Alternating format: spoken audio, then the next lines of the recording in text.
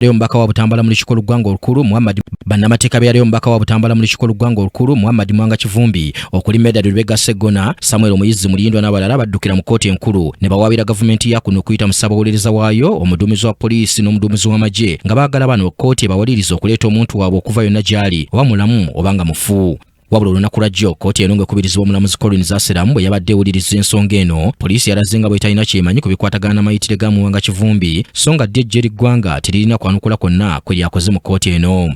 Olwaleero omulamuzi Collins Asiramu lwe yalaze okuwa ensala ekintu ky'akoze era ng'eno agiyisizza ku mutimbagano n'ategeeza nga bw'atasobola kumala galagira babyakwerinda kuleeta Mwanga Kivumbi nga nabo tebalaze nti be bamulina. Ayongeddeko nti kiba kirungi okusooka okumanya ono wa waali n'ani amulina olwo n'alyoka alagira okumuleeta mu kooti mu mbeera yonna gy'abeera alimu. Omulamuzi wano wasinzidde n'alagira ab'ebyokwerinda okukola kyonna ekisoboka banoonye era bazuule wa Mwanga Kivumbi gy'ali ng'abawadde ennaku 7 zokka kino nga bakikoze. Kye tufunye olwaleero we mulamuzi okwongerayo mu mateeno.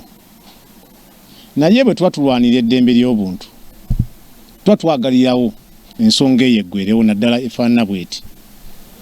Naye twakkiriza ennaku ennya, naye mu ngeri gye twakkirizamu ennaku ennya zino n'ennaku zino 7 ffe nga bannamateeka tetulina kyakola okuggyako okuzigumiikiriza. Omulamuzi abawadde adjournment bw'osoma kyasazeewo tasazeewo okukusaba kwaffe ayongezaayo bwongeza kwongera kuwa gavumenti budde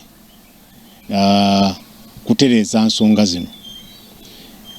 Tuze tuwakanya okwongerayo kwaffe tulowooza okusaba kwa habeas corpus nga bwe tumanyi oba bwe twakusoma kutegeeza nti ffe olubanga ogenda ne tulopa mu kooti. Oluvannyuma lwa bino byonna alagidde oludda oluwaabi luteekemu empoza yaalwo olw'okuwulira okusaba kwalwo kubeerewo ng'ennaku z'omwezi 29 omwezi guno. Olunaku lwajjo SCP Tumugumye Godwin yategeezezza nga bwe batasobola kukkiriza bigambibwa nti Kivumbi ali mu mikono gyabwe era nga yasabye abantu be baleete obukakafu ku nsonga eyo. Tumugumira yayongeddeko nti kyamanyi Mwanga Kivumbi teyakwatibwa abaofiisa ba poliisi ku biragiro bya Inspector General wa poliisi era nti tewali biwandiiko biraga nti ddala waaliwo operation ey'okukwata n'okuggalira Kivumbi ng'ekoleddwa ekitongole kya poliisi. Yategeezezza nti newankubadde kituufu nti emmotoka ya Kivumbi yayimirizibwa poliisi omuwaabi teyatuukiriza basirikale ku checkpoint abagambibwa okumukwata n'okumusigaza nti era nti baali ba poliisi. Mwanga Kivumbi yayimbula oluvannyuma lw'okweyimirirwa mu kooti enkulu ewozesa emisango gy'abakalintalo n'abatujju wali ewandege yange ennaku z'omwezi 9 omwezi guno ng'omulamuzi Susan Okalanyi yakkiriza okusaba kwe kyokka enkeera ono yaddamu okukwatibwa mu bitundu by'Empigi bwe yali ng'ava e Butambala ng'adda e Kampala era ng'okuva olwo taddangamu kulabwako. Aniti Nakayibaale yakusakidde eggulire lino ku lwa KTV Amalindidire.